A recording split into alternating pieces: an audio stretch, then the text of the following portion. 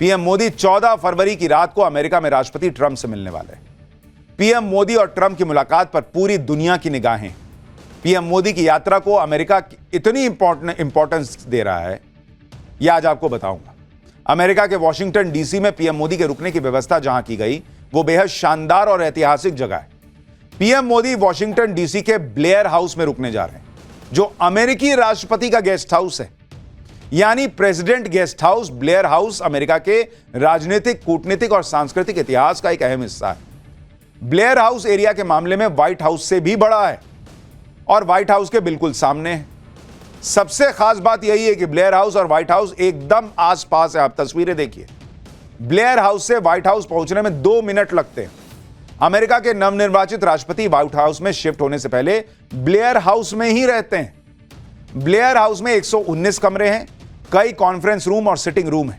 इसके अलावा इसमें 9 staff bedroom, 4 dining room, 14 guest bedroom, 35 bathroom, kitchen, laundry, exercise के लिए एक कमरा, एक हेयर सलून और एक फ्लावर शॉप भी है। मतलब मोटे तौर पर आप कहिए तो यह अमेरिका का शीश महल टाइप है। यानी अमेरिका के लिए भी पीएम मोदी की यात्रा बहुत महत्वपूर्ण है और यही वजह है कि इस बार पीएम मोदी व्हाइट हाउस के ठीक पास ब्लेयर हाउस में रुकने वाले हैं। इससे पहले जून 2023 में पीएम मोदी अमेरिका गए थे तो वॉशिंगटन के शानदार होटल विलार्ड कॉन्टिनेंटल में रुके थे। और मैंने तो पीएम मोदी का अमेरिकी दौरा कई बार कवर किया है। जब भी पीएम जाते हैं किसी होटल में रुकते हैं। दूसरे देश के जो राष्ट्राध्यक्ष आते हैं वो भी ऐसा ही करते हैं। लेकिन इस बार होटल नहीं, प्रेसिडेंट गेस्ट हाउस में पीएम मोदी के रुकने की व्यवस्था करवाई है डोनाल्ड ट्रंप ने। यही आपको दिखा देता है कि डोनाल्ड ट्रंप अपने दोस्त के स्वागत की कैसी तैयारी किए बैठे हैं। ट्रंप प्रशासन यह सुनिश्चित कर रहा है कि पीएम मोदी की मेहमान नवाजी में कोई कमी ना रह जाए। मोदी ट्रंप की जोड़ी से घबराए लोग यह माहौल बना रहे हैं कि ट्रंप तो टैरिफ वाले टेरर में भारत को भी नहीं छोड़ने वाले। भारत को कोई स्पेशल छूट नहीं मिलने वाली। इसके लिए सब स्टील और एल्यूमिनियम पर ट्रंप के टैरिफ वाली कहानी सुना रहे हैं। लेकिन हमने आपको कल ही बता दिया था कि टैरिफ ट्रंप की प्रेशर डिप्लोमेसी का एक हिस्सा है।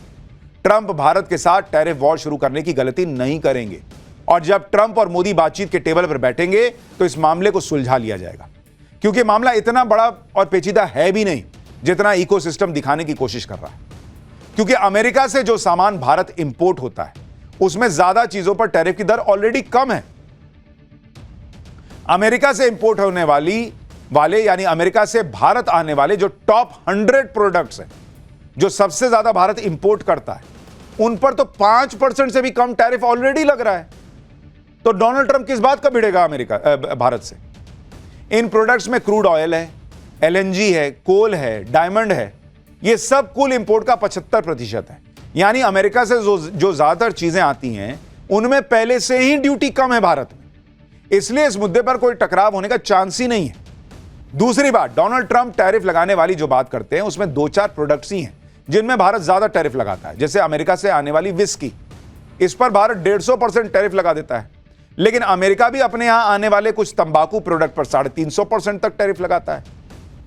तीसरी बात, भारत ने अमेरिका से आने वाले कुछ प्रोडक्ट्स पर पहले ही टैरिफ कम कर दिया बजट में।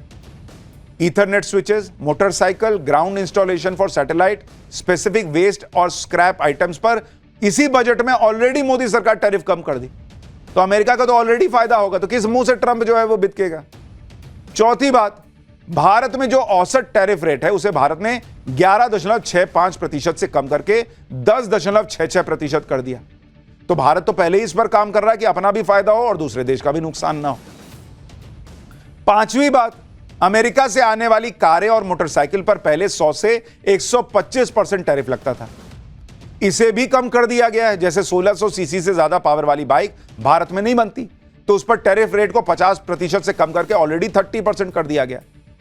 कुल मिलाकर ट्रंप को समझाने वाली बात समझ में आने वाली बात है कि जिस तरह से वो भारत को टैरिफ किंग कह रहे हैं, उस हिसाब से भारत टैरिफ लगाता ही नहीं। इसलिए भारत और अमेरिका के बीच टैरिफ वाला मसला इतना बड़ा है ही नहीं और इसे बातचीत से आसानी से सुलझाया जा सकता है। जब बातचीत में ये पॉइंट आएंगे कि भारत तो पहले से ही टैरिफ कम लगाता है, तो इस बात को आसानी से ट्रंप भी समझ पाएंगे और इसलिए टकराव का चांस दिखता नहीं। पिछली बार जब डोनाल्ड ट्रंप ने टैरिफ बढ़ाया था चाइना पे, तो उसका फायदा दूसरे देशों को हो गया था, अमेरिका को फायदा नहीं हुआ था। क्योंकि कनाडा, मैक्सिको, भारत से सामान गया और कई जगहों से मेड इन चाइना सामान जो है वो अमेरिका पहुंचा। तो चाइना से जो एक्सपोर्ट था वो कम होने लगा अमेरिका में, लेकिन वही चाइनीज सामान घूम के अमेरिका पहुंचा, मेड इन अमेरिका जो है वो नहीं बढ़ा। तो ट्रंप ये कर सकते हैं ये सब हिसाब किताब, लेकिन उससे फायदा अमेरिका को बहुत नहीं होगा। टैरिफ का जो माहौल बनाया जा रहा है उसमें ऐसा कुछ होने वाला नहीं है जिससे मोदी ट्रंप की दोस्ती पर असर पड़े, बल्कि मोदी ट्रंप की दोस्ती और मजबूत होने वाली है, क्योंकि मोदी ट्रंप की मुलाकात में बड़ी बड़ी डील्स की संभावना है। हमने कल आपको बताया था कि जब पीएम मोदी और ट्रंप मिलेंगे तो कई बड़ी डील होंगी, और इसमें एक डील न्यूक्लियर एनर्जी को लेकर हो सकती है, जिसके बारे में पीएम मोदी और अमेरिका के उपराष्ट्रपति के बीच चर्चा भी हो चुकी है। दरअसल न्यूक्लियर एनर्जी का एक ऐसा सपना इस वक्त है जिसे भारत दशकों से देख रहा है। इस सपने को पूरा करने का जिम्मा पीएम मोदी के कंधों पर है। भारत वो देश है जिसने 1969 में ही न्यूक्लियर पावर प्लांट बना लिए, और ऐसा करने वाला एशिया का दूसरा देश बन गया था भारत 1969 में। पहला देश जापान था, और चीन तो तब कहीं दूर दूर तक था भी नहीं। 70 के दशक में ही भारत ने साल 2000 तक न्यूक्लियर एनर्जी से 10,000 मेगावाट जनरेट करने का लक्ष्य रखा, लेकिन इस डेडलाइन के भी 25 साल बीत जाने के बाद भी भारत 8,200 मेगावाट का लक्ष्य ही हासिल कर पाया, जबकि इसी दौरान चीन ने अपनी न्यूक्लियर कैपेसिटी को 58,000 मेगावाट तक बढ़ा लिया। आज की तारीख में चीन और साउथ कोरिया न्यूक्लियर रिएक्टर्स के बड़े एक्सपोर्टर्स हैं। इस मामले में चीन और बाकी देश तो आगे निकल गए, जबकि भारत शुरुआती बढ़त पाने के बाद भी पीछे रह गया। साल 2008 में भारत को तब एक नई उम्मीद जगी जब अमेरिका के साथ भारत की न्यूक्लियर डील हुई, लेकिन इस डील में भी ज्यादा प्रगति नहीं हो पाई। भारत के कुछ कानून इस डील के आड़े आ गए, लेकिन अब पीएम मोदी ने भारत की न्यूक्लियर कैपेसिटी को बढ़ाने का नया टारगेट सेट कर दिया है। साल 2047 तक 1 लाख मेगावाट का बड़ा टारगेट रखा गया है। इससे लगभग 6 करोड़ घरों को 1 साल तक बिजली दी जा सकती है।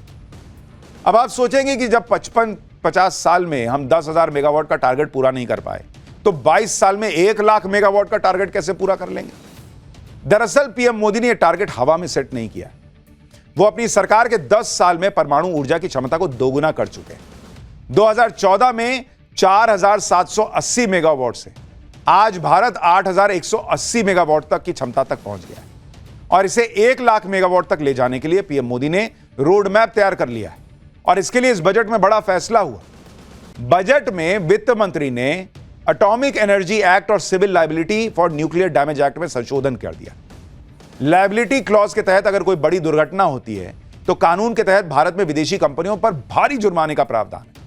इसी वजह से 1 दशक तक विदेशी कंपनियां भारत के सेक्टर से दूर रहीं, लेकिन अब इस कानून में संशोधन किया जाएगा। इसके साथ ही न्यूक्लियर पावर प्रोजेक्ट्स में निजी सेक्टर के निवेश को बढ़ावा दिया जाएगा। पीएम मोदी ने स्मॉल मॉड्यूलर रिएक्टर्स के रिसर्च और डेवलपमेंट के लिए न्यूक्लियर एनर्जी मिशन को भी लॉन्च किया है। इस मिशन के लिए 20,000 करोड़ रुपए आवंटित किए गए। भारत अगर अपनी न्यूक्लियर कैपेसिटी को बढ़ाएगा तो एनर्जी के लिए दूसरे देशों पर उसकी निर्भरता कम हो, भारत को क्लीन एनर्जी मिलेगी, भारत जीरो कार्बन उत्सर्जन और नो पॉल्यूशन के टारगेट की तरफ बढ़ेगा। इसलिए पीएम मोदी ने बजट में इसे बहुत बड़ा ऐलान बताया था। मोदी सरकार ने बजट में न्यूक्लियर डैमेज एक्ट में संशोधन की बात तब की है जब पीएम मोदी अमेरिका आने वाले हैं, और हाल में अमेरिका ने भारत की 3 परमाणु संस्थाओं पर 20 साल से लगा हुआ बैन भी हटाया है। अब जब पीएम मोदी और ट्रंप मिलेंगे तो उनके बीच में परमाणु एनर्जी पर भी बात होगी। मोदी सरकार ने कानून में संशोधन की बात कह दी है, जिससे अमेरिका की कंपनियां भी भारत में निवेश कर सकती हैं। इसके साथ ही भारत को अमेरिका की न्यूक्लियर टेक्नोलॉजी मिलने का रास्ता साफ हो गया, जिसका जिक्र अमेरिका के उपराष्ट्रपति ने किया। केंद्रीय पेट्रोलियम मंत्री हरदीप पुरी भी कह चुके हैं कि न्यूक्लियर एनर्जी एक खास मुद्दा है जिस पर मोदी और ट्रंप के बीच बात होगी। भारत ने साल 2030 तक अपनी आधी ऊर्जा जरूरतों को ग्रीन एनर्जी के जरिए पूरा करने का मिशन बनाया है, और इस मिशन की कामयाबी के लिए अमेरिकी टेक्नोलॉजी का साथ जरूर चाहिए होगा। आज भारत में न्यूक्लियर एनर्जी सोलर एनर्जी से लगभग 3 गुना महंगी है, और तो और न्यूक्लियर प्लांट को स्थापित होने में कम से कम 6 साल लग जाता है। इसलिए भारत की नजर अमेरिकी कंपनियों की तरफ से तैयार किए जा रहे छोटे परमाणु रिएक्टर्स पर है। नए छोटे मॉड्यूलर रिएक्टर सस्ते भी हैं और साथ में जल्दी बन जाते हैं, तो इस दिशा में भी दोनों देशों के बीच सहमति बन सकती है। तो इकोसिस्टम टैरिफ वॉर का माहौल बना रहा है। नरेंद्र मोदी भारत को विकसित राष्ट्र बनाने के लिए क्या करना है उस दिशा में सोच के आगे चल रहा है।